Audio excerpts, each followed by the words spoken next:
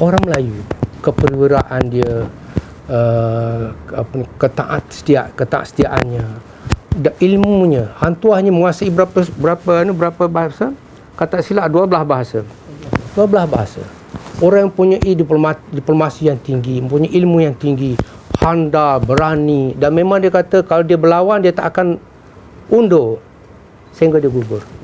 Bahkan dia pergi ke Jawa, dia seorang saja datang 100 orang musuh.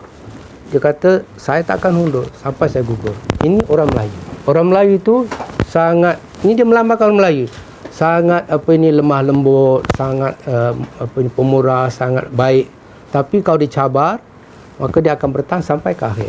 Itu orang Melayu. Sebab itulah orang hantuah itu memang sangat dekat dengan hati budi orang Melayu. Kerana melambangkan pribadi orang Melayu. Tamadun maritim. Melaka itu pusat tamadun maritim. Sebab itu kapal sangat penting. Jadi kita ada projek untuk membina kapal hantuah. Kapal hantuah bernama Mendam Berahi. Mendam Berahi adalah satu jenis kapal yang dipanggil Ghali. Sebelum Ghali ada kapal Jong. Jong lebih besar lagi. Tapi Ghali ni, hantuah punya Ghali 180 kaki panjang. 180 kaki panjang, buka kali 16 kaki. Tapi dia boleh muat 5 gajah. Dia pergi ke Siam, beli gajah 5 ekor. Masuk dalam kapal itu. Bagaimana besarnya kapal itu. Jadi sekarang kita tak ada lagi. Mengapa tak ada kapal lagi? Mengapa kita tak ada kapal? Kapal Jom pun tak ada, kapal Ghali pun tak. Kita ada sekarang kapal kecil-kecil je kan. Kenapa? Kerana kita punya perdagangan maritim kita sudah habis. Dirosak oleh penjajah. Yang merosakkan kita penjajah British, penjajah Belanda, satu sekali juga Sepanyol lah. Rosak habis. Misalnya dalam hikayat hantuah sendiri ada tarikh dia. Dia pergi ke Rom 1481.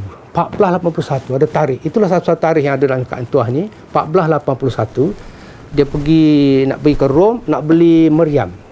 Sebab apa dia tahu Portugis akan datang, maka Sultan dah hantar untuk beli meriam, untuk beli bedil dan sebagainya. Jadi sampai ke Jeddah dan pergi naik haji 1481. Iaitu saya kira selepas dia pergi ke Rukyu 1481 awal, kemudian akhir tahun dia pergi naik haji. Lepas tu pergi sampai ke Rom.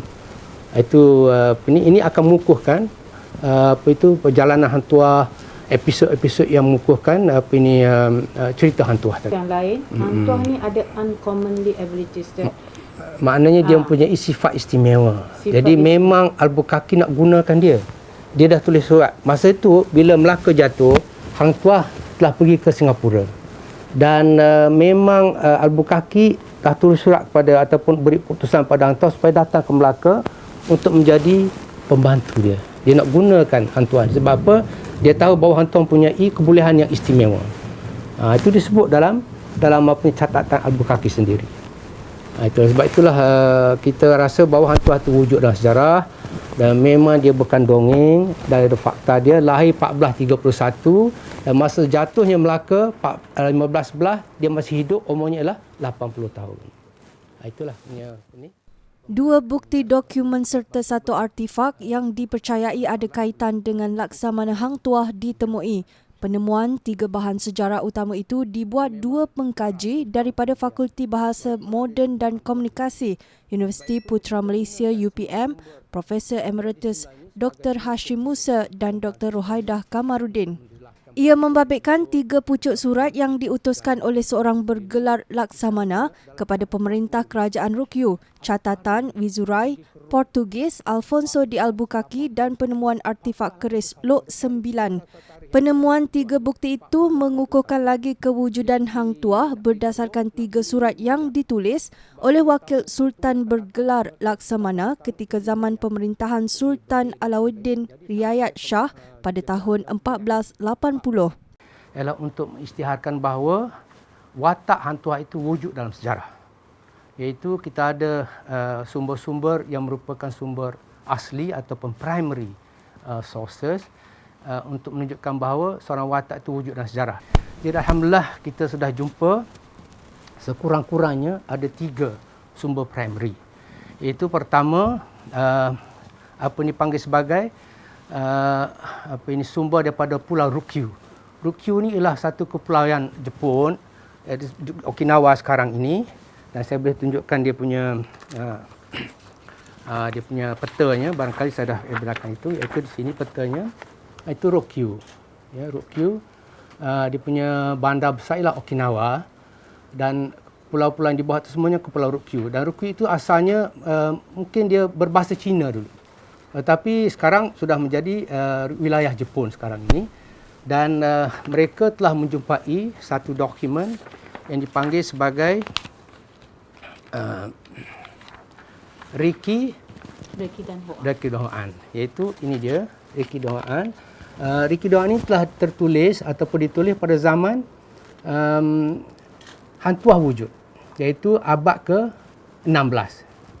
Dan Riki Dohoan inilah satu negara yang mempunyai hubungan yang rapat dengan pulau-pulau di semenanjung di Pulau Melayu sini, dan juga ke Korea dan juga China yang lain. Di Kepulauan Ryukyu atau Okinawa, dalam simpanan kerajaan Okinawa lah, mereka telah scan dan hantar pada kami bahagian yang tertulis tentang Melaka, yakni ada 10 pucuk surat, termasuk satu surat daripada Laksamana Hang Tuah ke kerajaan China yang kami dah translate ke dalam bahasa Melayu. 3 pucuk surat sebenarnya. 3 pucuk surat daripada Melaka ke Ryukyu, kerajaan Ryukyu. Rekidan Hoa ni ditulis selama 444 tahun. Maksudnya dia adalah satu manuskrip yang lama dari seorang ke seorang penulis. Dia ditulis selama 444 tahun sehingga ke zaman Portugis mengambil Melaka, Belanda. Tapi yang dihantar pada kami hanya yang termaktub tentang Hang Tuah dan kerajaan Melaka sahaja, yang kita boleh baca dalam buku kami nanti. Dalam Rekidan Hoa ini pun dia ceritakan pemberian hadiah daripada kerajaan Melaka kepada kerajaan dulu, termasuk 5 bilah keris. Jadi kalau ketika saya menelpon kerajaan Jepun masa 2 bulan lepas, itu dijumpai di Enkakuji. Enkakuji ni maksudnya temple. Keris ini disimpan dalam tempel, tapi gempa bumi berlaku, bangunan tempel tu semua runtuh ke dalam dasar laut. Dasar laut ya, setelah tenggelamnya tempel itu tadi, adalah keris Luk 9. Luk 9 maknanya bukan keris yang lurus ya, tetapi dia berluk, dan luknya itu kalau kita bilang 9. Kelazimannya kerajaan dulu-dulu, kerajaan Melayu dulu, kalau dia memberikan anugerah kepada pemerintah kerajaan lain, maknanya daripada sultan kepada sultan ataupun raja kerajaan yang lain, yang dianugerahkannya itu ialah keris Luk 9. Kerana Luk 9 ini melambangkan kepemimpinan.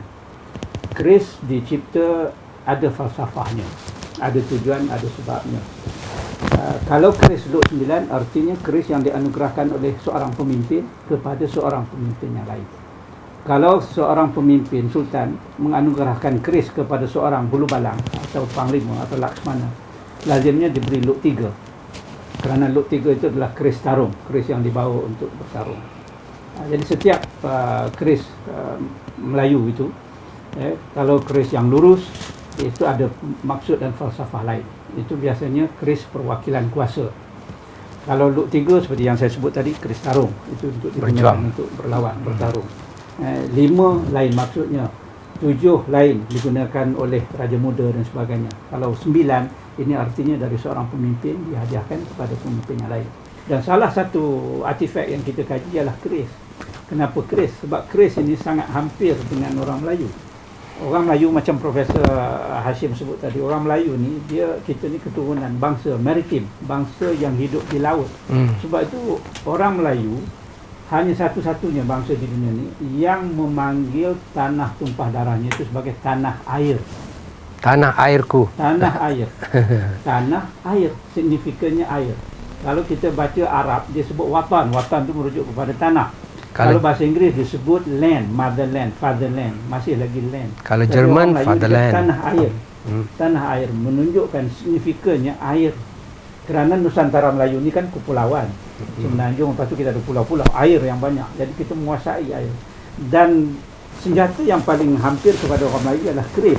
Sebab itu pada keris itu diabadikan kapal. Dan ada satu sampir, dia panggil sampir, setengah orang panggil pelayar. Ini bentuk kapal. Di mana disisip ini di pinggang, dekat dengan hati. Jadi ini sentiasa di hati orang Melayu. Itu ada falsafahnya.